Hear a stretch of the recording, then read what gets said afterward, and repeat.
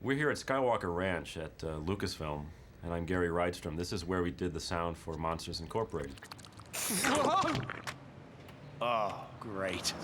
Monsters Incorporated being an animated film, there was no sound recorded when these characters are moving around because it wasn't real. So a big part of the job of the film is to create the soundtrack for this film and build it up from scratch to make you believe that what you're seeing is really happening, and all this stuff is funny and big and wonderful and dramatic.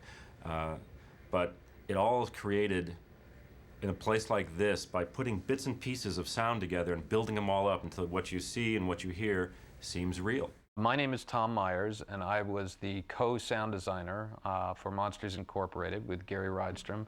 It's very much like painting a house. We lay down the foundation first, and the foundation would be the ambience and all the air and the environments. And you know, if they're outside, you hear birds and wind and trees and stuff like that. And then you lay on pieces at a time. Then we would do say the hard effects, which would be, in this instance, the doors riding on the tracks. The other layer is the Foley, which is sort of walking and footsteps and hand pats and things of that nature. Foley is a process that's been used in film business for a long time. With the Foley artists Denny Thorpe and Jana Vance watch the film, and in sync with what they're seeing on the film, they perform different sounds. A lot of it is footsteps. And you put these things into the track, and everything seems to come to life. We're just two regular Joes on our way to work. We will blend right in. This is a synclavier, which takes real sounds.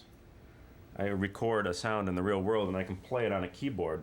There was a sound we were looking for when Boo finally grabs a hold of Randall towards the end of the movie and beats him over the head with a plastic toy bat. So we just went out and we banged on an empty water bottle to get this empty sound. But then what's great about having this on a keyboard is that I can play it at different pitches. So higher is funnier. Just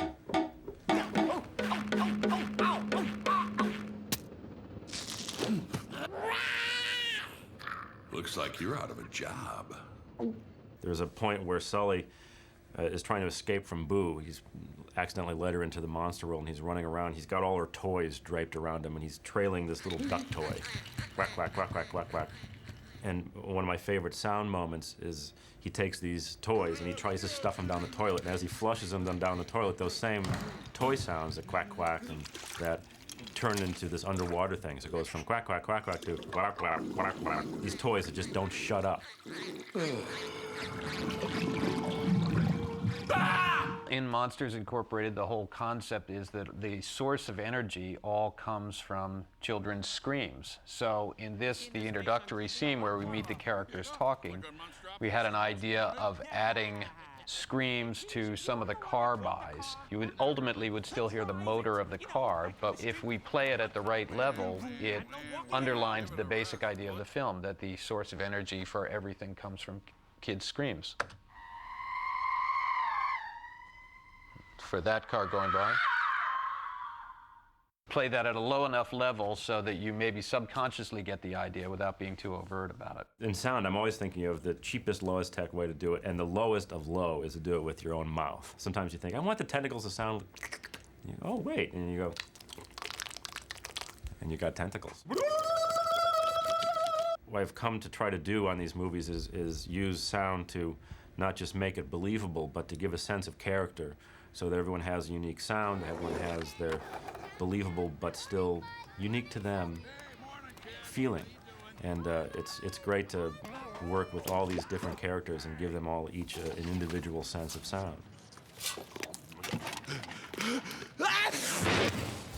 Oh, nuts.